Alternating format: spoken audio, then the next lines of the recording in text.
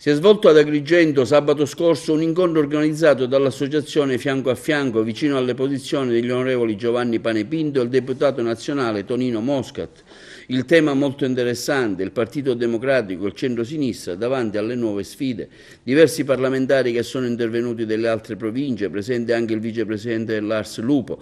Alla manifestazione ha partecipato anche il vicepresidente della regione Lobello per ribadire anche le motivazioni della candidatura dell'attuale presidente della regione siciliana Crocetta.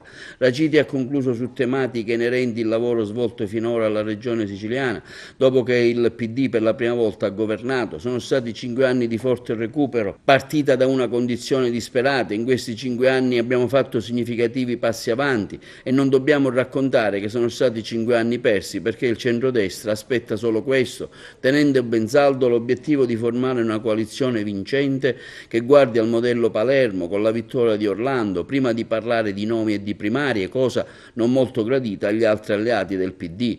Raciti nel suo intervento ha sottolineato come sia importante tessere una tela con gli attuali alleati, con chi ha governato in questi anni insieme a Crocetta, recuperando anche il rapporto con i movimenti civici, con l'Alternativa Popolare di Alfano, con D'Alia, Casini e perché no anche con Articolo 1 e tutte le forze alternative al progetto berlusconiano che vede la Sicilia come una terra per conquistare il prossimo voto nazionale, osteggiando anche il consenso popolare verso 5 Stelle che può essere battuto come già successo a Palermo e in tanti altri comuni siciliani dove si è votato lo scorso 11 giugno. Abbiamo deciso, in realtà lo avevamo già deciso in direzione, lo abbiamo confermato, di aprire un percorso di interlocuzione con le altre forze politiche per capire se è possibile mettere in piedi una coalizione che affronti le prossime elezioni regionali, che ad oggi non c'è, e quindi ponendoci il problema dell'interlocuzione con le altre forze politiche, cercando di offrire loro una proposta che consenta da un lato alla Sicilia di non tornare indietro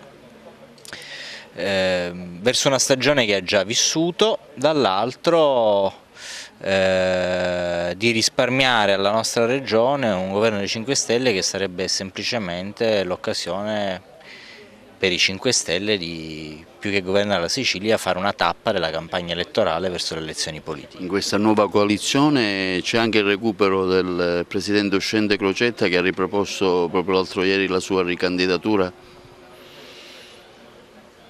Ma questo non lo possiamo decidere da soli se vogliamo costruire una coalizione. Mi sembra che gli alleati o quelli che sono stati i nostri alleati abbiano espresso un'opinione, diciamo, abbastanza chiara al riguardo. Ripeto, quello che dobbiamo capire prima di capire chi è il candidato, di come si sceglie, se sono le primarie o no, è capire se siamo in grado di costruire una coalizione. Noi lavoriamo per questo. Si faranno le primarie?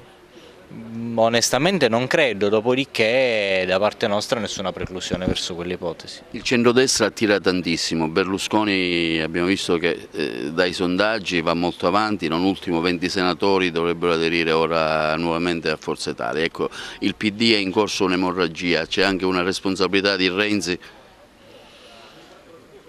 Ma nel PD non c'è nessuna particolare emorragia, Berlusconi sta provando a mettere insieme ceto politico, lo sta facendo cercando di come dire, svuotare il centro del sistema politico italiano e della coalizione che fino ad ora ha governato il Paese.